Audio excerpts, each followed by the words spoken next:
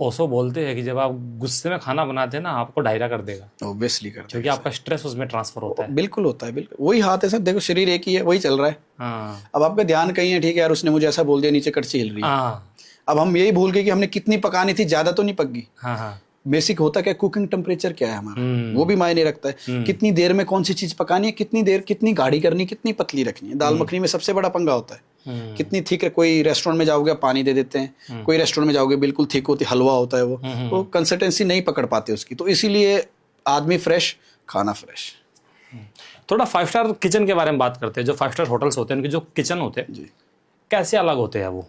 देखिए 5 स्टार अगर किचन की मैं बात करूं, बिल्कुल ही अलग होते हैं। रेस्टोरेंट और 5 स्टार के किचन में दिन रात का अंतर होता है। होता क्या है बेसिकली, 5 स्टार एक प्रोटोकॉल में चलता है, अच्छा, जिसमें किचन शायद इतना बड़ा होता है जो हमने सोचा भी नहीं होता है। कितना होता है मैक्सिमम किचन की? मैक्सिमम देखिए, एक 5 स्टार होटल में 4 रेस्टोरेंट भी हो सकते हैं बेसिकली, अंदर 5 भी हो सकते हैं, 6 भी हो सकते हैं। रेस्टोरेंट होते कैसे, आपको अंदर जब आप 5 स्टार में एंट्री करोगे तो आपको पर्टिकुलर अलग अलग रेस्टोरेंट्स दिखेंगे।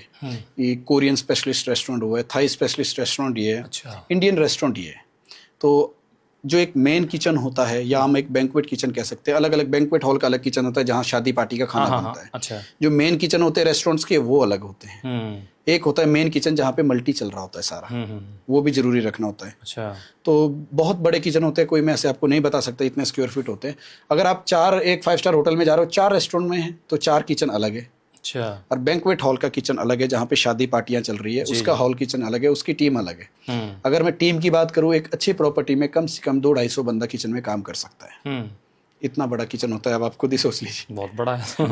पूरी शादी आ जाएगी उसके अंदर, जो बाराती देखिए होते जहाँ पे 2000 लोगों की, 3000 लोगों की पार्टी चल रही है, वहाँ पे मेन पावर भी चाहिए। तो इसीलिए वही बात आ जाएगी जो थोड़ी देर पहले की हमने, कि स्मूथ कैसे होता है काम।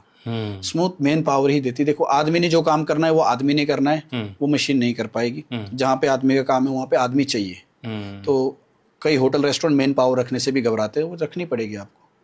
जो काम बंदे ने करना है वो बंदे ने ही करना है। कड़छी तो है आपके पास, लेकिन हिलाने वाला भी तो चाहिए। अच्छा, कोयले में खाना बनता है 5 स्टार में? ऑब्वियसली बनता है, बिल्कुल बनता है। अच्छा जी, आपकी 5 स्टार की मैक्सिमम दाल मखनीज जो प्रॉपर रेसिपीज है वो फॉलो होती है। मुगलई खाना अच्छे से फॉलो होता है, वो सब कोयले लो बनता है? स्टीम, बिल्कुल कम हार्ड आंच में बनने, बिल्कुल हार्ड हार्ड मतलब कि बिल्कुल कोयले को लाल करके इसको एक बार बंद कर देंगे, फिर आराम से हार्ड स्टीम होना चाहिए उसका, उसमें बनता है। अच्छा, तंदूर यूज़ होते हैं अब तो मैक्सिमम। रेस्टोरेंट में भी गुजरात गया था, वहाँ कोयला तो बिल्कुल ही बंद कर दिया उन्होंने। तो सारा कुछ कर रहे हैं वो, कुछ ना कुछ सीएनजी, वो अपना गैस से काम कर रहे हैं।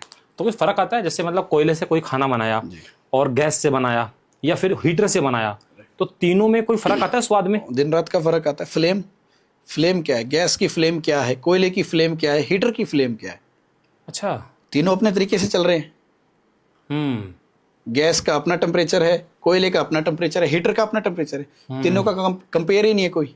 तो ऑब्वियसली एक चीज हम 3 जगह पे बनाएंगे, 3 चूल्हों पे बनाएंगे तो तीनों अलग बनेगी, वो एक बन ही नहीं सकती।